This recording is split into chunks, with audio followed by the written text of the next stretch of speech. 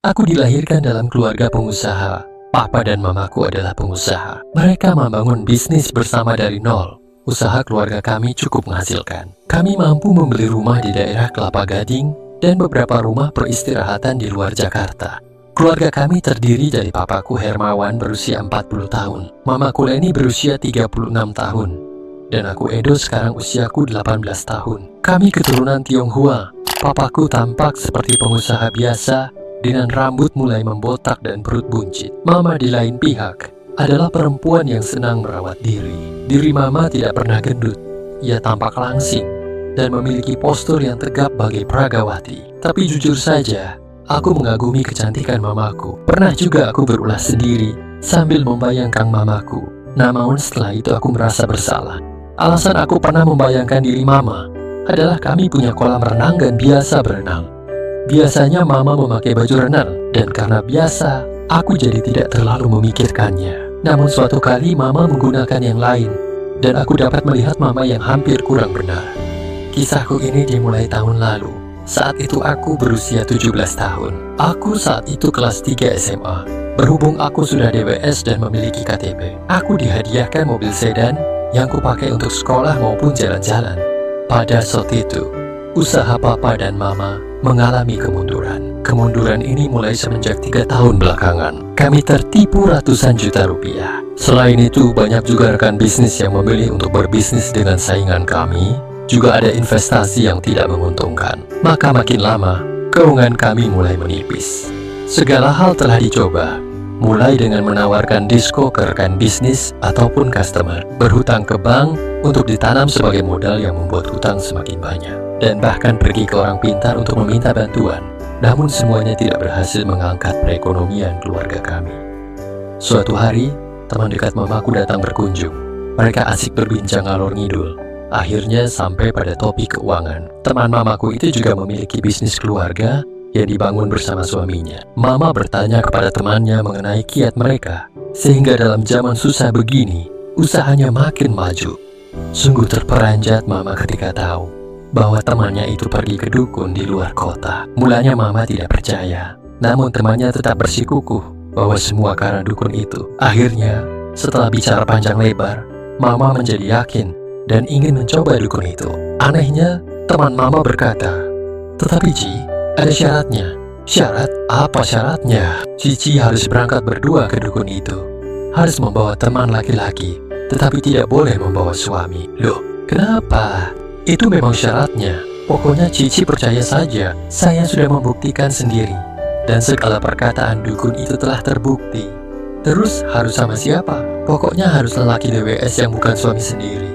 "Cici kan punya sopir. Saya sarankan bawa sopir aja. Kan sekalian ada yang ngantar juga." Nah, begitu sampai, Cici dan sopir Cici harus menghadap dukun itu. Tak lama kemudian, teman mama pulang setelah memberitahukan alamat dukun itu dengan peta buram untuk mencapai ke sana. Malamnya, mama dan papa berembuk. Papa yang juga sudah tak berdaya menghadapi keadaan akhirnya setuju. "Tapi ma, papa gak mau mama diantar sopir ke tempat dukun itu di luar kota. Papa gak merasa nyaman," ucap papa. "Loh, Pak Mo itu kan sudah lama jadi sopir kita, hampir 10 tahun, ucap mama. "Papa tetap gak setuju," ucap papa. "Tapi syaratnya kan harus ada lelaki yang ngantar mama," ucap mama. "Begini saja deh, si Edo itu kan sudah besar. Lagian dia juga sudah bisa bawa mobil. Mending kalian berdua saja yang pergi. Papa merasa kalau Edo yang ngantar, maka lebih man dan nyaman, baik bagi mama maupun bagi papa," ucap papa. Akhirnya mereka menyetujui hal ini. Aku jadi sopirnya mama. Pada mulanya aku menolak. Berhubung akhir-akhir minggu aku ada kencan dengan pacarku, tapi papa malah marah dan mengatakan aku anak durhaka yang tak mau menolong keluarga. Akhirnya aku terpaksa menurut juga. Dengan hati penuh rasa sebal dan marah, malam Sabtu kami berangkat sore. Perjalanan ke tempat dukun itu memakan waktu sekitar 5 jam. Sekitar pukul 10 kami sampai di tempat itu. Tampak banyak pengunjung.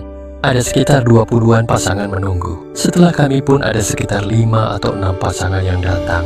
Dari kesemua pasien dukun itu, tampak sepertinya adalah majikan dan sopir. Namun ada juga yang bagikan suami istri yang sepantaran. Mungkin juga sopir tapi ganteng. Entahlah, mama dan aku berpandangan, jangan-jangan harus dengan sopir. Wah, bisa berabe nih. Namun karena nasi sudah menjadi bubur, maka kami tetap menunggu giliran kami dipanggil dukun itu. Akhirnya kami dipanggil masuk kamar dukun itu. Dukun itu tampak sedikit terkejut. Kami bersila di depannya dengan tempat kemenyan yang berasap di antara kami dan dukun itu. Setelah jeda yang agak lama, ia berkata, "Maaf, ibu membawa siapa?" "Ini anak saya, Ki," jawab Mama. Dukun itu mengangguk-angguk dan terdiam berpikir selama beberapa saat. Akhirnya ia berkata, "Biasanya yang datang adalah pasien dengan sopirnya atau temannya, tapi ibu bawa anak sendiri. Bagus-bagus." "Apanya yang bagus, Ki?" tanyaku penasaran.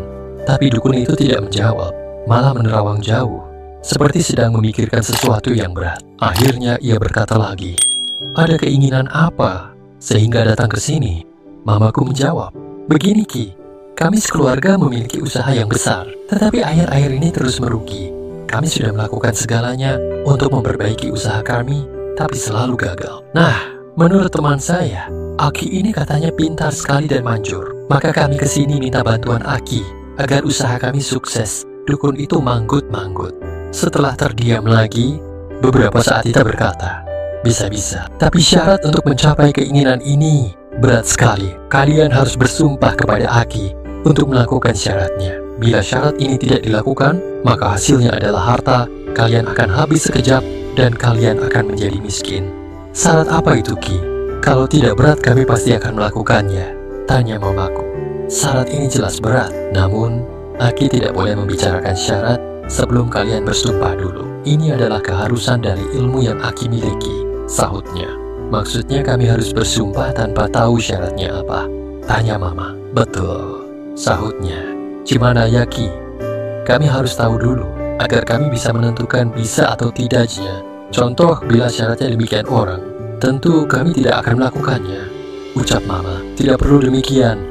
Syarat ini tidak akan menyakiti orang lain, malahan akan memberikan kebaikan pada diri sendiri," ucap Aki. "Aki tidak akan bilang syaratnya sebelum kami bersumpah," tanya Mama lagi. Dan dukun itu mengangguk lagi. Mama menatapku dan bertanya, "Gimana? Edo sih setuju aja bila tidak harus menyakiti orang lain. Kan semua demi keluarga," sahutku. Akhirnya kami setuju, dan ritual sumpah itu dilakukan. Kami bersumpah sendiri-sendiri dengan sang dukun memegang jidat kami dan mengasapi dengan kemenyan. Anehnya, aku bersumpah akan melakukan satu syarat, sementara Mama harus bersumpah melakukan 2 syarat. Barulah kemudian ia kembali duduk di tempat semula dan berkata, "Perlu diingat bahwa kalian sudah bersumpah, dan dalam sumpah itu kalian juga menerima bahwa apabila menolak melakukan syarat-syarat, maka harta kalian akan hilang dari muka bumi," ucap Aki dan kami berdua mengangguk. Sebenarnya syaratnya adalah kalian harus melakukan ritual dalam sebulan 3 kali untuk membuat jin-jin membantu kalian mengumpulkan uang.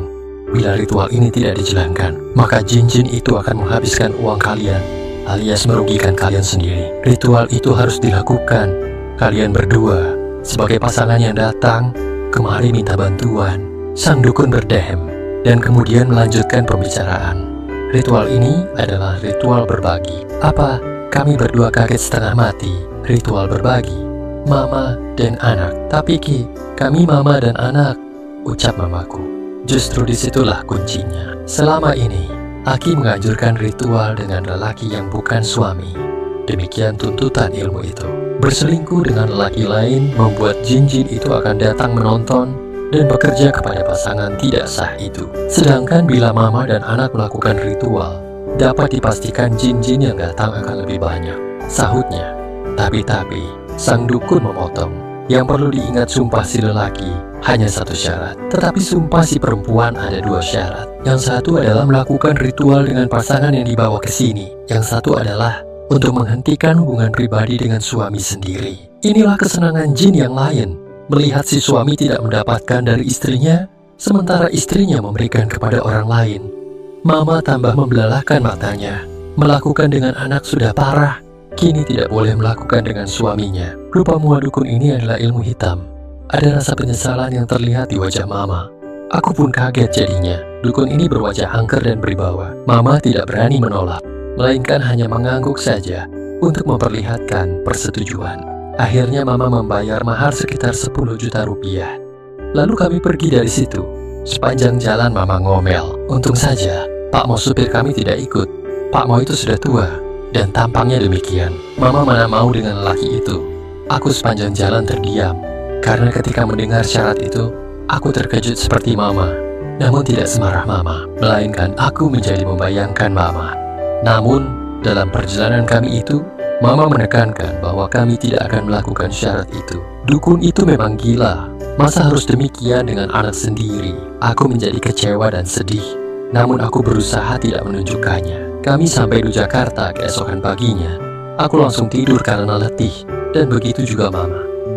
Sampai beberapa minggu hal ini tidak pernah kami bicarakan. 3 minggu kemudian, saat itu malam hari, mama mengetuk pintu kamarku dan masuk ke kamarku. Mama memakai dastuar yang panjang ke lutut. "Duh, kamu ingat dukun yang pernah kita datangi bersama-sama waktu itu?" tanya mamaku. "Oh, yang gila itu," sahutku sambil terus menonton TV untuk menunjukkan aku tidak memikirkan hal itu. Padahal selama ini aku selalu berulah sendiri membayangkan mama semenjak pulang dari dukun itu. "Begini, Du, kamu ingat gak apa kata dukun itu bila kita tidak melakukan ritual?" ucap mama aku berlagak mendengus tak percaya. Padahal aku ingat sekali semua perkataan dukun itu. Dukun itu bilang, kalau kami berdua tidak juga melakukan ritual itu, maka keluarga kami akan bangkrut. Aku diam-diam berharap sekali bahwa usaha keluarga kami merugi agar aku bisa melakukan dengan mama. Dukun itu benar. 3 minggu ini, usaha kita rugi terus. Hampir 1 miliar melayang selama 3 minggu ini. Dan bila ini terus terjadi, kita terpaksa harus menjual hampir seluruh harta kita, ucap mama. "Apa?" kataku dengan memasang muka sedih, kecewa, kaget, dan lain-lain. Namun hatiku berbunga-bunga. Pucuk dicinta ulam tiba, kata orang tua. Dalam hati aku begitu bahagianya, hingga aku susah payah menahan senyum di wajahku. Rasanya ingin berteriak, apakah ini berarti mamaku mengajakku untuk melakukan syarat tersebut? Mama mendehem sekali. Tampak ia gugup. Nah, mama dan papa tak pernah menyimpan rahasia. Dulu sewaktu pulang, papamu telah mama beritahu tentang dukun ini. Maka, sekarang pun papamu tahu bahwa kita merugi karena ulah sumpah kita sendiri, ucap mama. Terus, ucapku, tapi dalam hati aku berteriak kegirangan. Tampaknya harapanku akan segera terwujud. Mama dan papa sepakat untuk mengikuti ritual ini selama sebulan ini. Terus kita lihat apakah ada perubahan. Bila tidak ada, maka kami berdua mohon agar kamu melupakan semua ini dan memaafkan kami berdua, ucap mama. Bila ada perubahan dan usaha kita untung, tanyaku. Mama hanya menggeleng. Kita lihat saja nanti, ucap mama. Kemudian mama menghampiriku. Aku deg-degan sekali. Mama meminah apa yang aku bawa. Kaget juga ia ketika melihat asku yang unggul sudah bereaksi akibat pembicaraan ini. Terlihat di raut mukanya bahwa ia kaget. Mama agak bingung bagaimana seharusnya kita melakukannya. Tapi mama berpendapat kita tidak boleh melakukan dengan total karena kita mama dan anak, ucap mama. Maksud mama? Tanyaku. Kita tidak perlu celilik hukum, pindah semua yang kita bawa dan lain-lain seperti sepasang kekasih. Mama akan tetap Aan gunakan ini. Kamu tidak boleh memegang mama, biar Mama Syah yang bekerja. Kamu diam saja mengikutinya, ucap mama. Maka aku berbaring diam. Lalu kita akan melanjutkan ke ritual tersebut. Selama proses ini mama menutup matanya. Pengalaman ini terus kuingat sepanjang hidupku. Walaupun mama tidak meminah semuanya, namun aku merasakan kebahagiaan yang luar biasa. Kami terdiam beberapa lama. Lalu tanpa bicara, ia pergi ngeloyor keluar. Di antara perasaan kecewaku, ada perasaan bahagia dan lega juga. Akhirnya, pikirku. Lalu aku tertidur. Keesokan harinya, sarapan pagi dengan kedua orang tuaku menjadi canggung. Kami bertiga tidak banyak bercakap-cakap seperti biasanya. Mama dan papa hanya berbicara seperlunya saja. Aku sendiri malah hanya terdiam saja sambil mengunyah. Kami bertiga tahu apa yang terjadi tadi malam, sehingga masing-masing terbelenggu dengan fakta bahwa mama dan anak tadi malam baru saja melakukan suatu syarat. Papa pergi bekerja, sementara mama menyibukkan diri di dapur untuk cuci piring dan lainnya. Aku tidak tahu apa yang harus aku lakukan, sehingga memutuskan untuk sekolah tanpa berbicara apa-apa lagi. Hubungan keluarga kami sekarang sudah berbeda dan tidak dapat dirubah lagi. Entah aku ini senang atau tidak, namun kini tiap kali aku lihat mama, maka aku pasti salah tingkah. Ketika hari makin cepat berlalu, aku jadi semakin kecewa karena mamaku tidak pernah lagi datang ke kamarku untuk menjalankan ritual. Apakah dukun itu gagal? pikirku. Apakah papa masih merugi? Walaupun aku dan mama telah melakukan ritual, aku menjadi sangat sedih ketika kulihat pada bulan ini tinggal tersisa 2 hari lagi. Hari telah malam dan menunjukkan pukul ke-10. Aku duduk di kamar, jantungku berdetak kacau, menunggu mama. Di satu pihak aku berharap sangat mama akan datang. Di lain pihak aku ketakutan. Bila mama tidak datang hari ini, tiba-tiba saja pintu perlahan terbuka. Dan mama masuk ke dalam kamar dengan memakai das tuar yang sama. Aku merasa lega sekali. Perasaanku berbunga-bunga dan perlahan asku mulai bereaksi. Aku menanti-nanti dengan jantung yang berdebar-debar ketika mama menghampiriku tanpa mengeluarkan suara. Matanya menatap mataku, lalu ia memindah yang aku bawa dan melakukan seperti sebelumnya. Namun, kali ini pekerjaannya lebih cepat dibandingkan sebelumnya dan lagi peyukan mama begitu eratnya. Apakah mama sudah terpengaruh duluan? Pikirku dalam hati. Ada kemungkinan begitu, karena aku ingat bahwa dukun itu bilang mama hanya boleh melakukan denganku. Sementara sudah 20 hari yang lalu kami berdua melakukannya. Kemungkinan selama ini mama seringkali melakukan dengan papa. Aku pun kalau jadi papa akan selalu ingin melakukan setiap hari dengan istri secantik mama. Setelah beberapa saat aku merembahkan diri di samping mama. Entah bagaimana aku merasa sangat lega dan tentram, sehingga tak lama kemudian aku tertidur. Begitulah awal mulanya kisahku dengan mama bisa terjadi hingga kini. Terima kasih telah menyimak kisahku. Sekian dan terima kasih.